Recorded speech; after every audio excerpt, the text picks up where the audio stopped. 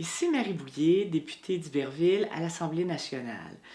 Je vous remercie de me donner l'occasion de faire le bilan de l'année 2013 au niveau de la circonscription d'Iberville et du travail d'équipe qui s'est fait à l'Assemblée nationale avec le gouvernement de Pauline Marois. Nous sommes vraiment une équipe solide, efficace, qui a posé plusieurs actions au cours de l'année et qui a obtenu des résultats très positifs. Entre autres, la question de l'emploi. Il n'y a jamais eu autant de Québécoises et de Québécois qui travaillent en ce moment. Plus de la moitié de la population est au travail. Et le taux de chômage est extrêmement bas.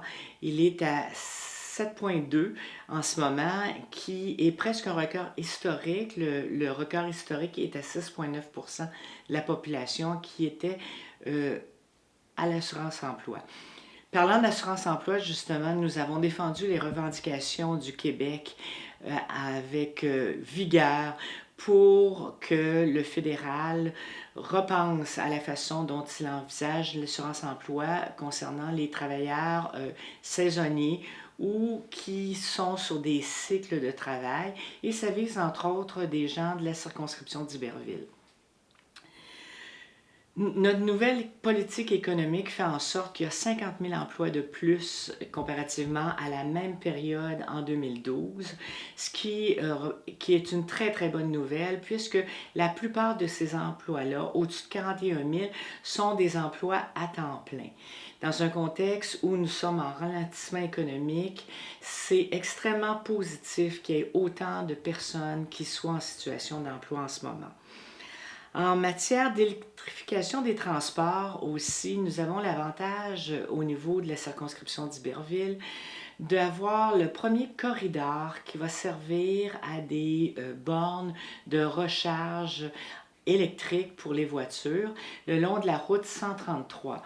C'est donc une opportunité extraordinaire pour les municipalités du coin, pour les commerces aussi, d'offrir à leur clientèle et aux gens de passage des bornes électriques pendant que ces personnes-là soit iront magasiner ou tout simplement se relaxeront lors d'un voyage le long de la route 133. La question de la solidarité est aussi au cœur de nos actions. Nous avons bonifié l'aide sociale pour les personnes seules, ce qui ne s'était pas fait depuis très longtemps. On a aussi haussé le financement des organismes communautaires et si je regarde dans la circonscription, il y a énormément d'organismes communautaires qui aident la population. Leur rôle est essentiel. Ils souffraient constamment d'un sous-financement. Et je pense qu'on a mis un baume sur les problèmes récurrents de financement que ces organismes-là rencontrent au cours des années. D'autant plus que nous avons aussi permis à rendre plus accessible l'aide juridique pour les personnes à faible revenu. Ce qu'on constate depuis très longtemps, c'est que le seuil n'avait pas été rehaussé et que même les personnes qui travaillent, mais disons au salaire minimum, n'avaient pas accès à l'aide juridique. Pourtant, on sait très bien que le recours aux tribunaux, les recours judiciaires demandent de l'argent, ce n'est pas gratuit et je pense que ça va être un grand avantage pour ces personnes-là d'avoir plus accès via l'aide juridique à faire valoir leurs droits. Du côté de l'identité, nous avons revu le plan d'immigration au Québec, aux ressources aussi consacrées à l'accueil des nouveaux immigrants, à la francisation, ce qui est excessivement important, et à l'intégration des nouveaux arrivants. On s'occupe aussi énormément du dossier du pont Champlain au gouvernement du Québec parce que l'on sait très bien que c'est une voie majeure au niveau du transport. C'est le pont le plus utilisé au Canada. Et pour la population de la Rive-Sud, il est essentiel d'avoir cette voie d'accès pour Montréal. Et nous négocions constamment avec le fédéral pour que le nouveau pont soit construit dans les meilleurs délais possibles. Il y a aussi le resserrement de la réglementation en matière de transport ferroviaire suite à ce qui s'est passé à Mégantic. Et particulièrement, dans Iberville, puisque la compagnie MMA passe aussi dans la circonscription. On est très inquiet du transport de marchandises inflammables et nous veillons à s'assurer que le fédéral resserre les règles en matière de transport de matières inflammables par voie ferroviaire. Aussi, au niveau des voies terrestres, bien sûr, il y a le prolongement de l'autoroute 35 vers le Vermont. Actuellement, le tronçon Saint-Jean-Iberville jusqu'à Saint-Sébastien sera ouvert à la fin de l'année 2014. Mais il y a aussi des travaux majeurs qui ont été faits sur la route 227 à Marieville et il y a eu l'asphaltage de la route 112 à Saint-Césaire. Il y a eu des investissements sur d'autres routes de la circonscription aux alentours de 400 000 $, ce qui est surtout du rattrapage pour des travaux qui n'ont pas été faits antérieurement par l'ancien gouvernement. On a eu une nouvelle école à Marieville, quelque chose qui était très attendu par les jeunes familles au niveau de Marieville.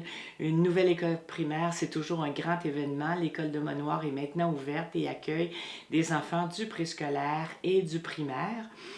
Une très belle école et qui vont permettre à les enfants, c'est ça, du préscolaire et du primaire, de vivre et d'apprendre dans un environnement très agréable. C'est un investissement que je tiens à le souligner, de 9,5 millions de $ qui ont été investis dans la circonscription pour ouvrir cette nouvelle école.